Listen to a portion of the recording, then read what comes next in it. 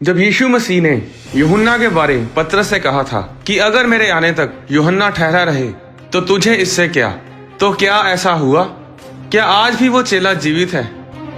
2000 साल पहले जब यीशु मसीह धरती पर थे, उस समय रोमी सरकार का इजराइल पर कब्जा था और जो भविष्यवाणियां दानियल, जकरिया और यशाया भविष्यद्वक्ता ने की थी, उसके अनुसार इजरायली लोग जानते थे कि एक मसीहा आएगा जो इजराइल के दुश्मनों को खत्म करेगा और अपने राज्य को स्थापित करेगा। यूहन्ना बपतिस्मा देने वाला भी परमेश्वर के राज्य का प्रचार कर रहा था कि अपने मन को फिराओ, परमेश्वर का राज्य निकट है। यीशु मसीह ने भी यही प्रचार किया कि मन फिराओ, परमेश्वर का राज्य निकट है। अब जब चेलों ने यह विश्वास किया कि यीशु ही वो मसीहा है जो अपने राज्य को इस धरती पर स्थापित करेगा, तो वो इस आशा में थे कि कोई ऐसा दिन होगा जब यीशु मसीह इजराइल के दुश्मनों को खत्म करेगा और एक नया राज्य स्थापित करेगा। पर जब यीशु मसीह क्रूस पर चढ़ा दिए गए, तब चेलों और लोगों का विश्वास टूट गया कि यीशु ही वो मसीह है और परमेश्वर का राज्य आ पहुंचा है। पर तीसरे दिन यीशु मसीह मुर्दों में से जी उठे और लोगों ने यीशु मसीह की कब्र को खाली पाया, जो आज तक खाली है। हमारा परमेश्वर मुर्दा नहीं, वो जिंदा परमेश्वर है। जब यीशु मसीह जी उठे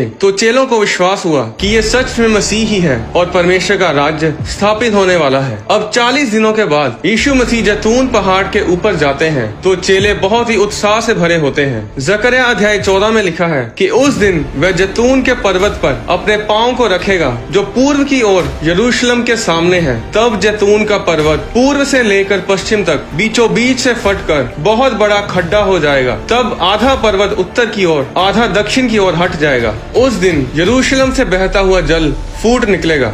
तब यहोवा सारी पृथ्वी का राजा होगा और उस दिन एक ही यहोवा और उसका नाम भी एक ही माना जाएगा। और अब जब चेले यीशु मसीह के साथ जैतून पहाड़ पर थे, तब चेले सोच रहे थे कि यीशु मसीह उसी भविष्यवाणी के अनुसार जैतून पहाड़ पर इसलिए आए हैं कि उस पहाड़ को बीचों बीच फाड़ डालें और अपने राज्य को स्थापित करें। पर यीशु उनके देखते देखते ऊपर उठा लिए गए। बादल ने उन्हें उनकी आंखों से छुपा लिया। प्रेरितों के काम अध्याय 1 में लिखा है कि चेले आकाश की ओर ताक रहे थे। वो सोच रहे थे कि शायद यीशु मसीह अभी यू टर्न लेंगे और जैतून पहाड़ पर अपने पांव को रखेंगे और अपने राज्य को स्थापित करेंगे। ये हमें कैसे पता चलता है? प्रेरितों के काम अध्याय 1 उसकी 6 आयत में लिखा है, चेलों ने यीशु से पूछा, हे प्रभु, क्या तू इसी समय इजराइल को आजाद करेगा और अपने राज्य को स्थापित करेगा? चेले यही सोच रहे थे कि आज ही ऐसा होगा, क्योंकि भविष्यद्वक्ताओं के द्वारा की गई भविष्यवाणियों के अनुसार वे मसीह के साथ जैतून पहाड़ पर थे। पर 2 स्वर्गदूत उनके पास आ खड़े हुए और उनसे कहा, हे गलीली पुरुषों, तुम क्यों खड़े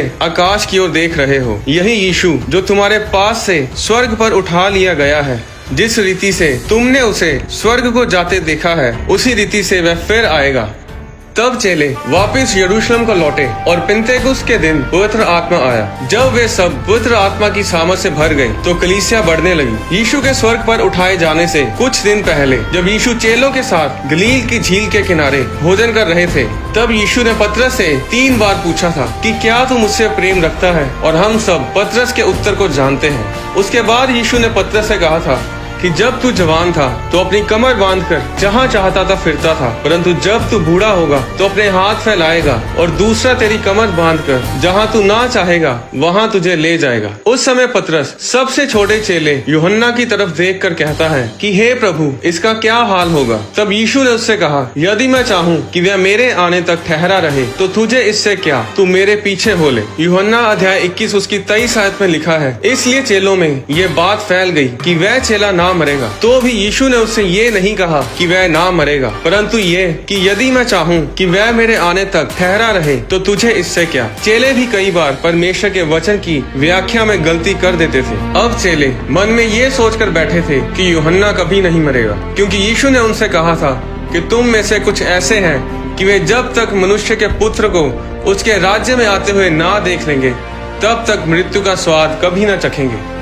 अब 70 ईस्वी के दौरान जब रोमी सरकार ने यरूशलेम पर कब्जा किया और भवन को तोड़ दिया, उस समय सिर्फ 2 चेले जीवित थे, जिनमें से एक थोड़े समय बाद मर गया। और जो सबसे बूढ़ा चेला जो अब तक जीवित था वो यूहन्ना था, जिसके बारे में यीशु ने यूहन्ना अध्याय 21 में बताया था। अब यरूशलेम तबाह हो चुका था। यहूदी लोग दूसरे देशों में बिखर गए थे, भवन तोड़ दिया गया था और चेले ये सोच रहे थे कि भविष्यवाणियां पूरी हो चुकी हैं और यीशु मसीह का आगमन हो जाएगा, क्योंकि यूहन्ना अभी जीवित था। 80 ईस्वी में में यूहन्ना जीवित था। 85 ईस्वी में सम्राट डोमिशियन ने क्रिश्चियंस को सताना शुरू किया और वो यूहन्ना से इतनी नफरत करता था कि उसने भरी सभा में एक बड़े बर्तन में उबलते हुए तेल में यूहन्ना को डाला ताकि लोग डरें और यीशु मसीह का प्रचार करना बंद करें। पर क्या हुआ? यूहन्ना का एक बाल तक नहीं जला। सम्राट डोमिशियन गुस्से से भर गया क्योंकि वो यूहन्ना को मार ही नहीं पा रहा था। उसने यूहन्ना को पतमोस नामक आइलैंड पर देश निकाला दे दिया। पर प्रकाशित वाक्य 1:9 में लिखा है, मैं यूहन्ना जो तुम्हारा भाई और यीशु के क्लेश और राज्य और धीरज में तुम्हारा सहभागी हूँ, परमेश्वर के वचन और यीशु की गवाही के कारण पतमोस नामक टापू में था।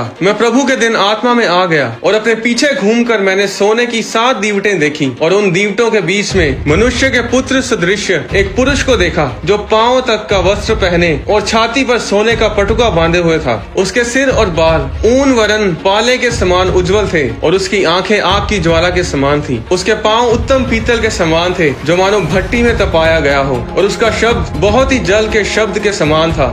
वह अपने दाहिने हाथ में 7 तारे लिए हुए था और उसके मुख से तेज 2-धारी तलवार निकलती थी। उसका मुंह ऐसा प्रज्वलित था जैसा सूर्य कड़ी धूप के समय चमकता है। जब मैंने उसे देखा तो उसके पैरों पर गिर पड़ा। उसने मुझ पर अपना दाहिना हाथ रखकर कहा, मत डर, मैं प्रथम और अंतिम और जीवता हूँ और मृत्यु और अधोलोक की कुंजियां मेरे ही पास हैं। इसलिए जो बातें तूने देखी हैं और जो बातें हो रही हैं और जो बातें इसके बाद होने वाली हैं, उन सब को लिख ले। अध्याय 2 और 3 में वो 7 कलीसियाओं को संबोधित करता है। अध्याय 4 में वो स्वर्ग में उठा लिया जाता है। अध्याय 5 में वो 7 मोहर वाली पुस्तक को देखता है और एक वध किया हुआ मेमना देखता है जो जगत की उत्पत्ति के समय से घात हुआ, यानी कि प्रभु यीशु मसीह। अध्याय 6 में वो 7 मोहरों को खुलता हुआ देखता है और विनाश करने वाले 4 घोड़ों को देखता है, अंत के दिनों के चिन्हों को देखता है। अध्याय 7 में वो 1,44,000 यहूदियों पर मोहर लगते देखता है। अध्याय 8 में वो आने वाली चीजों की भविष्यवाणियां करता है। अध्याय 9 में वो अथाह कुंड को खुलते हुए देखता है। अध्याय 10 में वो एक जन को सिंहासन पर बैठे देखता है। अध्याय 11 में वो 2 गवाहों को देखता है जो विपत्ति के दिनों में आएंगे और 1208 दिन तक भविष्यवाणियां करेंगे। अध्याय 12 में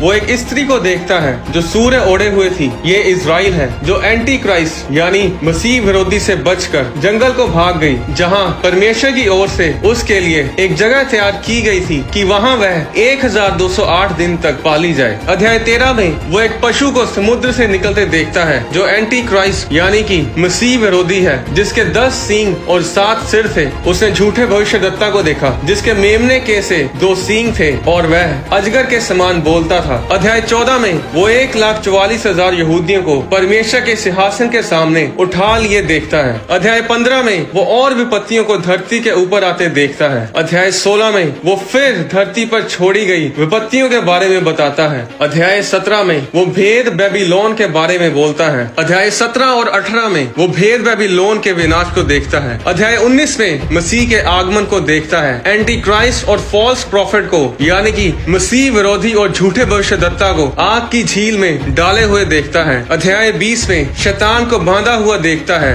शैतान को आग की झील में हमेशा के लिए सड़ते हुए देखता है। अध्याय 21 में वो नए यरूशलेम को देखता है। अध्याय 22 में वो देखता है कि सब कुछ अच्छा है, फिर श्राप ना होगा, फिर रात ना होगी, परमेश्वर के लोगों को दीपक और सूर्य के उजाले की आवश्यकता ना होगी, क्योंकि प्रभु परमेश्वर उन्हें उजाला देगा और वे युगानुयुग राज्य करेंगे। तो क्या हुआ? सिर्फ एक मनुष्य था जो इतना लंबा जिया कि परमेश्वर के राज्य को देख सके। वो परमेश्वर के राज्य को शारीरिक रूप से आते तो नहीं देख पाया, पर आत्मा में परमेश्वर ने अपने राज्य को उस पर प्रकाशित किया। तो वह एक इंसान तब तक नहीं मरा जब तक उसने परमेश्वर के राज्य को ना देख लिया, और वो इंसान था प्रेरित यूहन्ना, जिसने प्रकाशित वाक्यों को लिखा।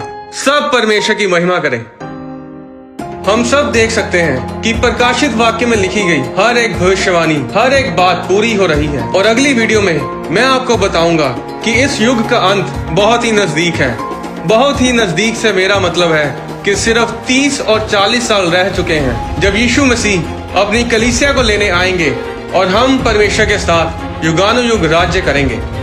बाइबल से संबंधित और भी वीडियोस को देखने के लिए आप हमारे चैनल होली स्पिरिट प्रोडक्शंस को सब्सक्राइब करें। परमेश्वर आपको आशीष दे।